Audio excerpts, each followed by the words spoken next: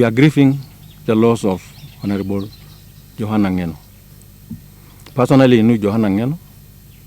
He was one of the best parliamentarians, but the most I admired him for was the fact that he stood by his people. He stood by his people, and I'm only requesting those people of Emurua Tigir to get a leader as courageous and as protective as Johanna Ngeno. Because that's a community that is suffering. As we are talking now, somebody is grabbing 6,500 acres of their land. And what is ironical is that the same individual is telling them that he'll buy them 1,500 acres, yet he's taking 6,500 acres of their land. Is that really logical? So if they're going to elect a leader who is just a yes man, then I sympathize with those people. Because the county leadership is there, but will not protect them. Other members of parliament in Narok will not protect them, because theirs is just to say, yes, sir, it doesn't matter whether their people are being finished or not. It's just their survival that they think about.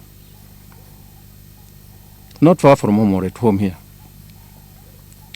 the county government of Narok is running this place like a village bazaar, like a Dukawala, where a family controls all resources, whereby the resources do not benefit the people, where people have become billionaires overnight, yet the majority of the Narok people are poor.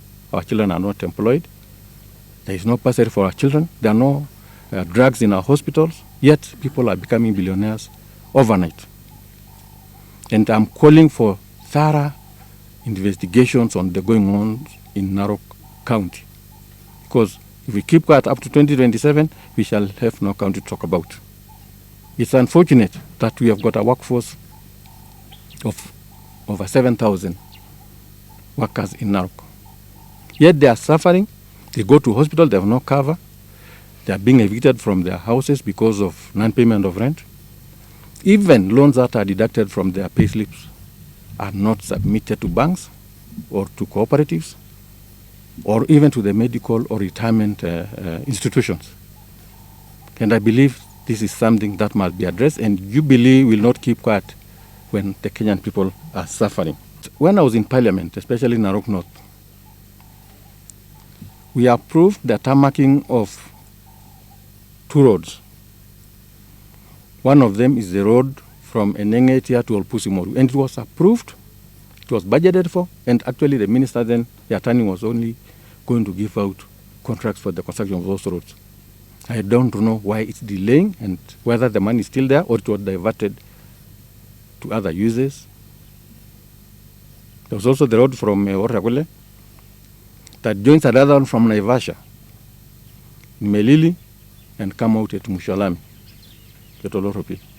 The money was allocated, it was approved, and as far as I'm concerned, those roads will have been completed. So anybody coming to say this is the time they are approving those roads is a liar, and I challenge them to prove that is what they're saying is the truth and not what I'm saying. The death of more than 49 Kenyans through floods and the destruction of property just because of the carelessness of this government is something that we cannot be quiet about. We have become a country of deaths, be it through floods, be it through our children who are dying in the Ukraine, be it the ones that are brought in coffins from the Middle East, to Ukraine, to Russia, to be enlisted in the Russian army. Well, the parents thought that the young man is in the Middle East. He's dead in Russia. And there are many others who are not even known. And the government is facilitating, because how do you travel out of the country and the government is supposed to be the one to give you the passport and other authorization? How do they go? Because there is complicity. In fact, if you people know that the people who are running even these agencies that recruit people to the Middle East and other places are owned by government ministers, even relatives of the big people in this country. They don't care. Their children are safe. So they don't care whether others are skilled, as long as they make millions out of their deaths. So I think Honorable Mudavadi should bring our children home, our people home, or just resign and let somebody is capable do that, because that one is a sacred duty to the citizens of this country. We are even concerned about the safety of our children and our citizens in the Middle East during this crisis of the war between Israel, America, and Iran. And as a party, we believe that this government should do more for them, should rescue them so that our people arrive safely. And we are saying this death must stop. And the only way that this death can stop is if there is change of government. And I can assure Kenyans that we have got what we call the United Alternative Government, which includes all opposition parties in Kenya. And let it be known that our mission, and the only mission that we have, is to make sure that we get a government that is sympathetic, that is going to give us all the benefits as Kenyans, and will rule according to the law and the constitution of this country. We are also very concerned about the haphazard sale of our public assets. Kenya Pipeline was sold. And actually, what is frightening is that maybe the biggest purchaser in shares is actually a foreign country. I'm not going to discuss that, but Kenyans should know that their country is being dismantled one by one. It is being sold to other powers. And if we do not stop this, we'll have no country by 2027. And this is something that must be addressed adequately, and Parliament should come out and not just be a yes Parliament, but it must question a lot of things because it's representing the Kenyan people, not themselves. You have also heard of the issue of the e-citizen, where billions are lost every day. Nobody knows who is running that pay bill. The government is not in charge of the pay bill, and we are losing billions each and every single day. And we want to know who is doing it, and we want this to come back to the government for accountability purposes, as the Auditor General has said. There is also the issue of SHA. The other day you read that more than 50 billion was lost or has been lost, and we are still losing a lot, and Kenyans are not benefiting from it. And I believe this is something that must be addressed very, very fast, and in a way that all those issues that are outstanding are resolved once and for all. Kenyan people to realize their country is going.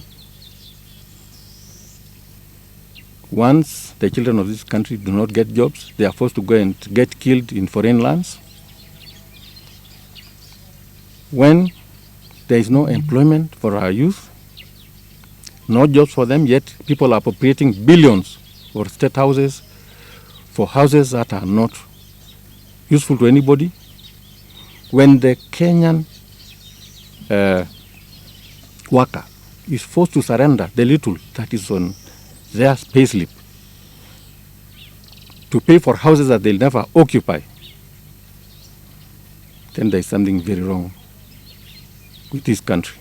So we are calling on the government of William Ruto to be sympathetic to the Kenyan people, to stop those allocations of billions in State House and redirect it to more useful activities or other benefits for the Kenyan people. So as the people of Narok and the Secretary General of Jubilee, I'd like to tell the Kenyan people Jubilee is with them, and that they should trust this party, and that we shall deliver in 2027. Jubilee is an independent party. It's a very national party, if I may say so, and that we have even gotten together with PNU party. We are partners, and we are going to incorporate many other parties. And so you are all aware, the two parties have run the government. They've run the government in the last 20 years.